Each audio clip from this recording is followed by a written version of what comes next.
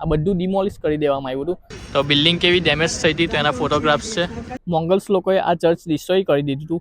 Middle એજમાં ફિશરમેનનું group હતું તો એ આની રખવાલી કરતા હતા. હવે જાઉં છું બુડા કાસલ. ભાઈ બુડાપેસ્ટનું one of the most popular tourist site Buda castle. એકદમ ખતરનાક છે બુડા કાસલ. તો હવે અહીંયા એકદમ બુડા કાસલનું બુડા કાસલ ગાર્ડન પણ છે. તો ગાર્ડનની એકદમ સામે જ છું. હવે જઈશ. અહીંયાથી સ્ટાર્ટ થાય છે કાસલ ગાર્ડન. એનો મેઇન ગેટ છે. અહીંયાથી ઉપર જવાનું છે ને પાછળ દેખાય છે એ છે બુડા કાસલ.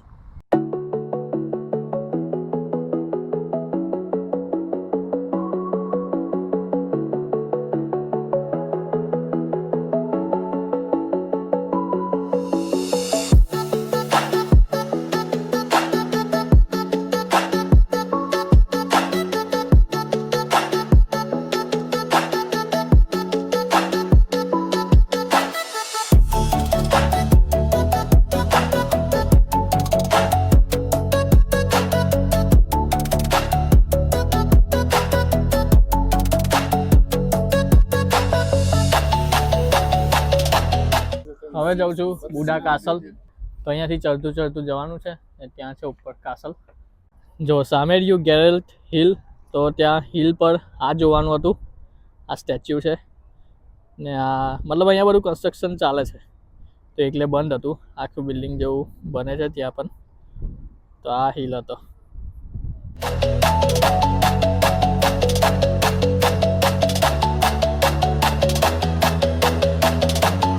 અહીંયાનું જે કાસલ છે પછી ગાર્ડન છે બીજી બધી બિલ્ડિંગ છે મોસ્ટલી વર્લ્ડ વોર 2માં જ્યારે બુડાપેસ્ટને સીઝ કરવામાં આવ્યું હતું ત્યારે બધું જ ડિમોલિશ થઈ ગયું હતું. પણ એની જે જૂની પ્રિન્ટ હતી બ્લુ પ્રિન્ટ તો એના પરથી સેમ ટુ સેમ નવું બનાવવામાં આવ્યું.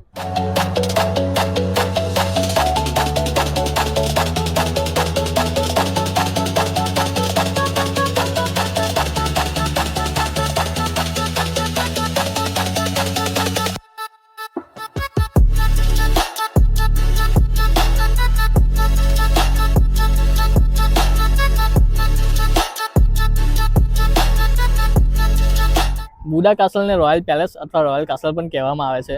આ 1265ની સાલમાં બન્યું હતું અને અહીંયા અલગ અલગ હંગરીના રાજાઓ રહેતા હતા. પહેલાં આ ખાલી એક કાસલ જ હતું. પછી 17th સેન્ચુરીમાં અહીંયા કાસલ ગાર્ડન અને આજુબાજુના પ્લેસીસ બધા બન્યા હતા. પણ વર્લ્ડ વોર 2માં જ્યારે બુડાપેસ્ટને સીઝ કરવામાં આવ્યું આ બધું ડિમોલિશ કરી દેવામાં આવ્યું હતું. એમાં કાસલ ને ગાર્ડન આ બધું તોડી નાખવામાં આવ્યું હતું. આગળ આજુબાજુના જે મ્યુઝિયમ છે પણ બધા તોડી નાખવામાં આવ્યા હતા. પણ પછી એને રીબિલ્ડ કરવામાં આવ્યું.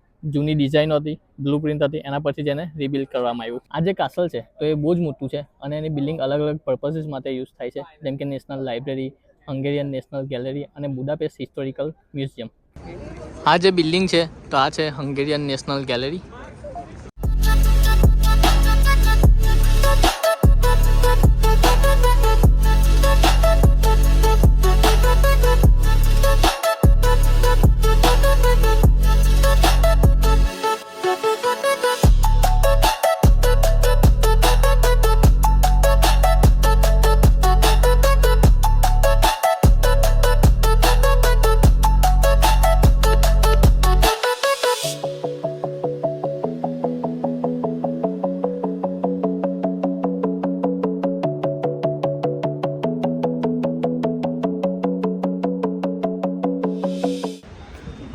અહીંયા બધું કન્સ્ટ્રક્શન ચાલુ જ છે હજુ બી.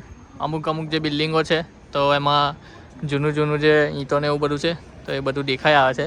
ને આ બાજુ જે આ સિટી છે તો આ છે બુડા સાઈડની આખી સિટી છે. આખી પર્વતો પર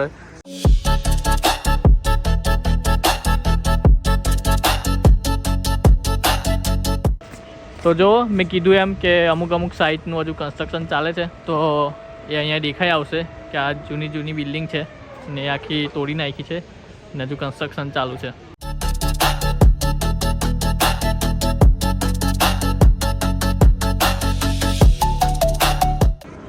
તો મિત્રો આ છે સામે દેખાય ચેઇન બ્રિજ અને જો ચાલતા ઉપર ના આવવું હોય તો અહીંયા ટ્રોલી જેવું ફરે છે તો અહીંયાથી ઉપર આવી શકાય. ત્યાં નીચે ટિકિટ કાઉન્ટર છે ત્યાંથી લેવાની તો એ ઉપર આવે ને અહીંયા આગળ ઊભી અંદર જે ટ્રોલી ઊભી છે તો એ અહીંયા ઉતારે છે.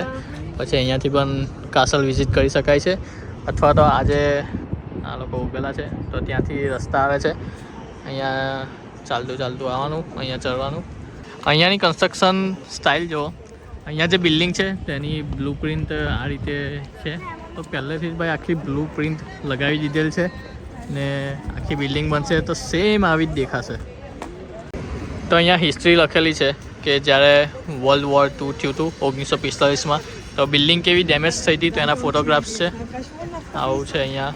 પછી આ જે કાસલ ડેમેજ થયું હતું તો એનું છે.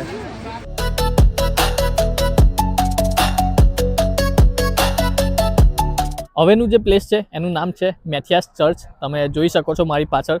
તો આ ચર્ચમાં એક ટાવર છે અને 3 બેલ છે. તો આ ચર્ચ 1015માં સેન્ટ સ્ટીફન જે હંગરીના રાજા હતા તો એમને બનાવડાવ્યું હતું. પણ આના કોઈ પુરાવા નહોતા કે ચર્ચ એમને જ બનાવડાવ્યું હતું. પછી મોંગલ્સ લોકોએ આ ચર્ચ ડિસ્ટ્રોય કરી દીધું હતું અને 13મી સેન્ચુરીમાં આ ચર્ચ ફરી બનાવવામાં આવ્યું હતું. અને વર્જિન મેરીના નામ પરથી આ ચર્ચનું નામ ધ ચર્ચ ઓફ મેરી અને ચર્ચ ઓફ અવર લેડી આપવામાં આવ્યું હતું. ત્યારબાદ 19મી સેન્ચુરીમાં મેથિયાસ નામના રાજા હતા તો એમને આ ચર્ચના સાઉથર્ન ટાવરનું ટ્રાન્સફોર્મેશન કરાવ્યું હતું, જે તમે પાછળ જોઈ શકો છો. વ્હાઇટ ટાવર છે એક. તો ત્યારબાદ એમના નામ પરથી આ ચર્ચનું નામ પડ્યું મેથિયાસ ચર્ચ. આ છે એનું નાનું મોડલ મસ્ત બનાવેલું છે. તો અહીંયાથી એનું એન્ટ્રન્સ છે. પછી જે મેં ટાવરની વાત કરી તો આ એક ટાવર છે. તો એ આઈડિયા ટાવર. પછી અહીંયા સ્ટેચ્યુ છે. આ જે લખેલું છે તો આ સાઇન લેંગ્વેજ માટે છે. તો આ છે ચર્ચ. અને જે મેથિયાસ નામના રાજા હતા તેમને આ ટાવરનું ટ્રાન્સફોર્મેશન કર્યું હતું. તો ત્યારબાદ આ ચર્ચનું નામ મેથિયાસ ચર્ચ આપવામાં આવ્યું હતું. આ ચર્ચ બુડા ડિસ્ટ્રિક્ટમાં આવેલું છે અને આને વર્લ્ડ હેરિટેજ સાઇટ પણ જાહેર કરવામાં આવી છે યુનેસ્કો દ્વારા.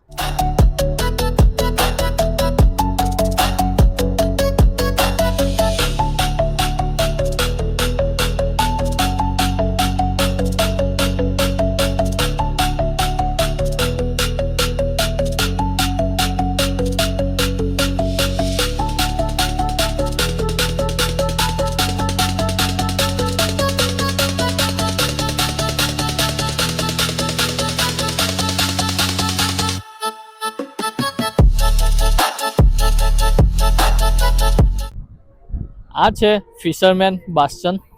આ જે ફિશરમેન બેસ્ટન છે તમે જોઈ શકો છો પાછળ નાના ટાવર દેખાય છે. તો આવા ટોટલ 7 ટાવર છે. આનું કન્સ્ટ્રક્શન 1895માં ચાલુ થયું હતું અને 1902માં કમ્પ્લીટ થયું હતું. તમને યાદ હોય તો કે જે પેસ સાઇડની સિટી છે તો એમાં મેં એક હીરો સ્ક્વેર કરીને જગ્યાને એક્સપ્લોર કરી હતી. તો એમાં જે 7 લોકોના અલગ અલગ સ્ટેચ્યુ બતાવ્યા હતા. તો આ 7 જે ટાવર છે અહીંયા, તો આ 7 ટાવર એ 7 લીડરને સિમ્બોલાઇઝ કરે છે કે જેમને 895ની સાલમાં હંગરીની શોધ કરી હતી.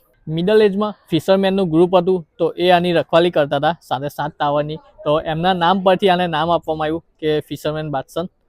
અને વર્લ્ડ વોર 2માં આ પણ ડેમેજ થયું હતું. ત્યાર પછી એને રિબિલ્ડ કરવામાં આવ્યું અને યુનેસ્કોએ આને વર્લ્ડ હેરિટેજ સાઇટ પણ જાહેર કરી છે. જે 7 ટાવરની વાત કરી તો એ અહીંયા છે. અહીંયા આ બાજુ 3 છે. પછી અહીંયા છે 4, અહીંયા 5, 6 ને એની પાછળ છે અહીંયા 7મો. તો આ થયા ટોટલ 7 ટાવર.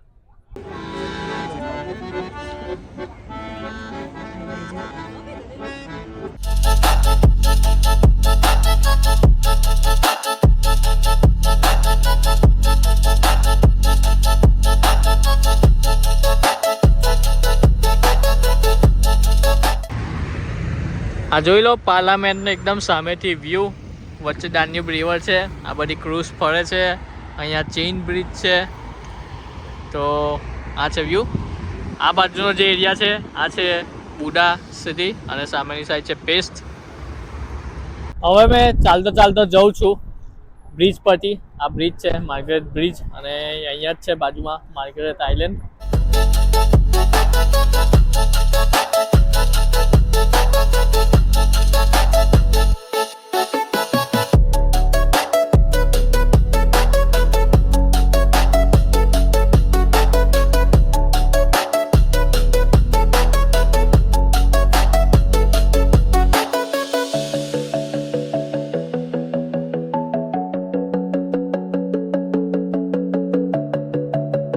ફાઇનલી હવે બધા પ્લેસીસ ફરી લીધા છે.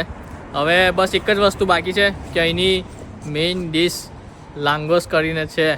તો હવે એ આજે ખાઈશ તો તમને બી બતાવીશ કેવી છે. પ્રાગમાં બી ટ્રાય કર્યું હતું તો એનું મેઇન હવે અહીંયા બી ટ્રાય કરીશ. ફાઇનલી આવી ગયો છું અહીંયા હંગરીની ટ્રેડિશનલ ડીશ ટ્રાય કરવા માટે, લાંગોસ. તો ઓર્ડર આપી દીધો છે, આવે એટલે બતાવું કેવી લાગે છે.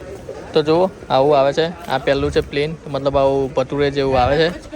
તો એના ઉપર બધું હોય છે, જેમ કે આ ચીઝ છે તો ઉપર ચીઝ છે, પછી સોર ક્રીમ છે, સોર ક્રીમ ચીઝ છે, એવી રીતે બધી અલગ અલગ વેરાયટી બનાવેલી છે.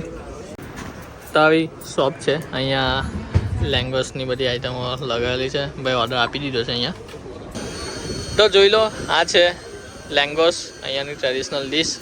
આવું ભટુરે જેવું છે. આ શોપ છે, એટલું હાર્ડ પણ નથી. પછી સોર ક્રીમ લગાવેલ છે, ઉપર ચીઝ છે નાખેલું. હવે ટેસ્ટ કરું કેવું લાગે. હવે ફાઇનલી છેલ્લી વસ્તુ ટ્રાય કરીશ, ચીમની કેક. પ્રાગમાં તો ટ્રાય કરી હતી પણ અહીંયાની પણ જોઉં મસ્ત આપી છે ભાઈ, સ્ટ્રોબેરી ને બધું મૂકીને આપ્યું છે, ફ્રૂટવાળી લીધી છે. તો ફાઇનલી હવે ટ્રાય કરી લીધી છે અહીંયાની ટ્રેડિશનલ ડીશ, અને ચીમની કેક વિથ આઈસ્ક્રીમ પણ ટ્રાય કરી લીધી છે. પ્રાગ જેવી ના લાગી, ટેસ્ટમાં થોડો ડિફરન્ટ હતો પણ મજા આવી ખાવાની. મને ત્યાંની પ્રાગની વધારે ભાવી હતી. તો બુડાપેસ્ટ સિટી ફરીને મજા આવી ગઈ. ખરેખર યુરોપની બધી સિટીમાં મોસ્ટલી એ જ છે, કેમ કે જે વર્લ્ડ વોર થયું હતું એ ટાઈમનું જે બધી હિસ્ટ્રી છે એના વિશે જ મોસ્ટલી બધું જાણવાનું છે. જે બિલ્ડિંગ છે, કન્સ્ટ્રક્શન છે, તો એની હિસ્ટ્રી વિશે જ બધી જાણકારી લેવાની છે. તો અહીંયા થાય છે ટ્રીપનો એન્ડ. મેં પણ બધા નવા પ્લેસીસ જોયા, નવી વસ્તુઓ ટ્રાય કરી ખાવાની. તો તમને પણ બતાવ્યું. તમને પણ જો મજા આવી હોય તો લાઈક, કોમેન્ટ, શેર, સબસ્ક્રાઈબ કરી દેજો.